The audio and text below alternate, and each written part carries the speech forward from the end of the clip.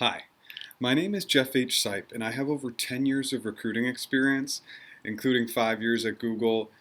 In this video, I want to talk about putting on your meeting hat, and specifically putting on your meeting hat as it correlates to being in the interview.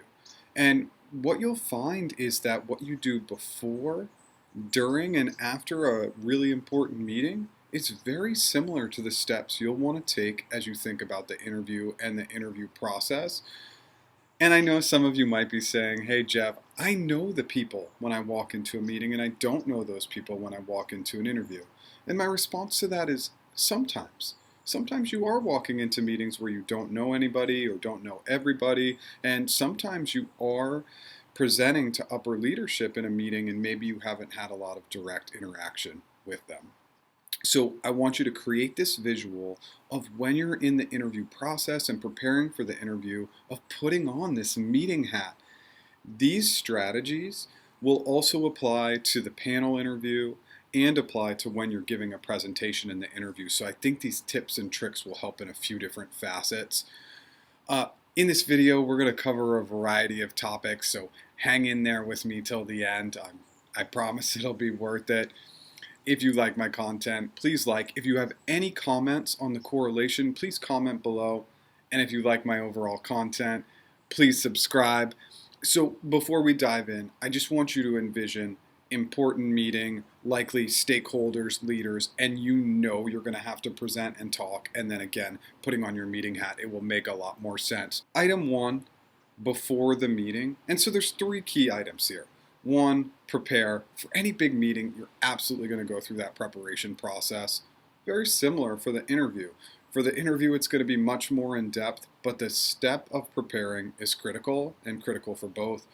Second is research. So as you're going into a meeting, you're probably thinking of company outcomes, goals, what is the team trying to achieve. You're really doing the same in your research for an interview. You're just doing it from the outside. So you're looking more at the company mission, you're looking at their website, you're looking at people's LinkedIn profiles, you're trying to talk to people who have been at the company before or currently there. And obviously in the research, you're looking at the job description to try and determine maybe what they're looking for in this person. Lastly, practice. Now, how much you practice for a meeting, it really depends. For a big meeting, you probably would go over your notes and practice out loud.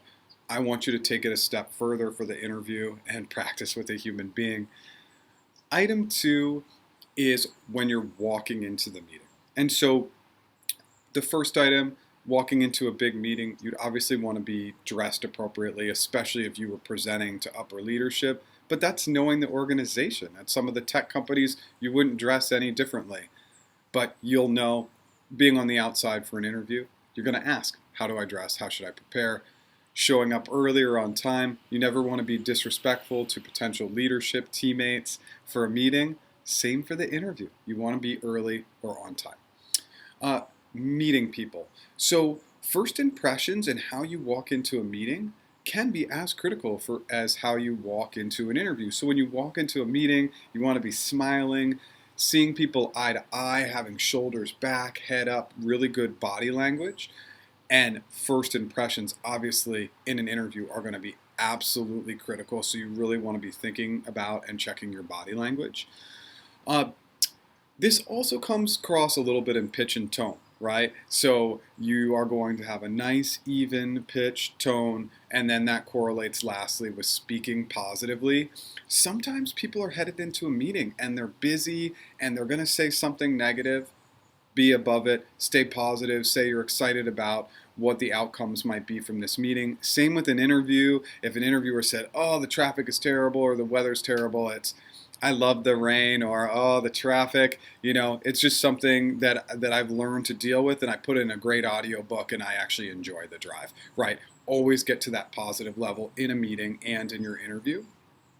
So, item number three. This is the first step of being in the meeting, and so this is during the meeting when not speaking.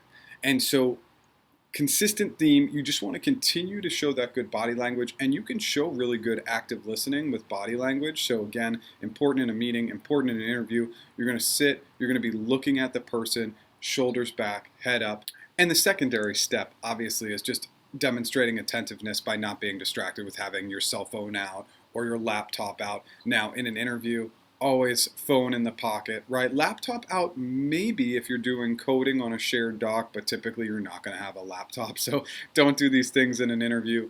And then third, in a meeting, as you'd be listening, you'd be taking notes, right? You're looking down, you're taking notes, and then you're looking back up and connecting with the person who's speaking. Same thing in the interview. You absolutely want to be taking notes, being thoughtful and thinking about things. Direct correlation there. Okay, the big item, item 4, during the meeting when speaking. So we're always going to start with this very positive body language. That's the place we need to start with in a meeting and in an interview. And then your breath. If you are not breathing, you are creating internal stress in your body and it's going to come out in your voice. So take deep breaths. That correlates with taking your time and then finally really thinking before you speak. And if you take all 3 of these items, again, in a meeting and in an interview, you're going to have great, great success. Before you actually speak and do any of these items, you're probably going to, from your notes, have a couple questions, have a couple of clarifications. And while that would be critical in a meeting, it's even more critical in the interview just to make sure that you're narrowing down the path and answering the question the way the interviewer wants to hear it. And as they're giving you responses, sometimes they will, sometimes they won't, but if they are, you're taking more notes just to organize and collect your thoughts. With those notes, you are going to be short and concise and then share your answers with self-confidence and self-belief. So as you'd be presenting to teammates, leadership, you're going to demonstrate these items. Same in an interview, you can really shorten it down if you've gotten organized, and that goes back to the initial step of just being prepped and being prepared with your answers. That will help you kind of get narrowed down and spend less time. Being positive. So in a meeting, you're going to speak positively about the goals, the outcomes, your teammates, and what they've shared. In an interview, that's going to really represent itself with you talking positively about past bosses, past companies, past teammates. The next piece is this connectivity piece. And right, again, internally in an organization, you're going to understand the outcome, the goals, and what the main objectives are.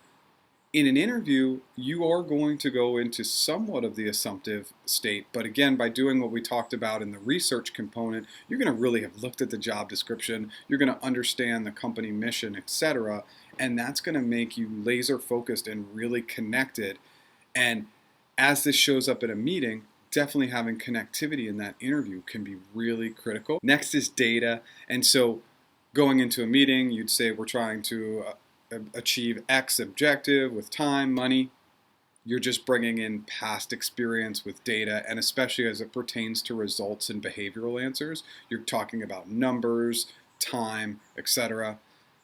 This next one is a little tricky. It's adapting to the room, the personality types, and accommodating their preferences. So in a meeting, if everybody was using visual aids, you would probably use visual aids too, right? You'd really kind of be adapting and adjusting. Also, you might ask the room, hey, would you like me to draw that out on the whiteboard? Now, as we flip to the interview, very similar. You're going to kind of listen and try and hear what your interviewer is saying. So if they say the words, I see a lot, then I see is a trigger that they're a visual person and you're going to go to the whiteboard, but you're also going to ask. You're going to say, hey, would you mind if I drew out a diagram on the whiteboard? Asking is always important because they might say, no, I don't need you to draw it out, instead of you jumping up and going to the whiteboard and making an assumption that maybe you shouldn't have. Next, and one item I just want you to be thinking about is demonstrating EQ. Emotional intelligence is super, super important in a meeting and will really translate well in an interview. I'm going to go ahead and pin a video up top where I touch on this subject because it's something that I want you to go a little bit more in depth on. Lastly, if you are speaking in a meeting, you're probably going to sum up, right? You're going to summarize what are the key actions, what are the goals, what's the follow-up going to be. When you're summarizing in an interview, it's definitely usually when you have a longer answer and you say, to sum up, Jane, we talked about X, X, and X. And that's a great correlation to ending with more questions. And there's going to be specificity depending on that summary. So if you summed up in a meeting, you'd say, would you want me to focus on any of these items? Same in an interview. And the last part of that question is, can in general I clarify anything for you? So you've been very specific with your questions, and then you've had that last generic question just to kind of cover your tracks.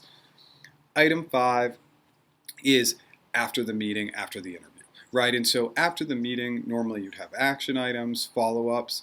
You may want to try and do this in the interview too.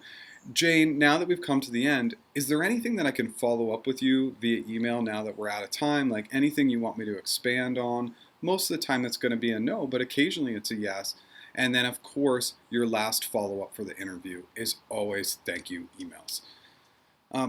I know some of this stuff sounds basic, but if you put on your meeting hat, what it does is it actually relieves some of the stress of the interview.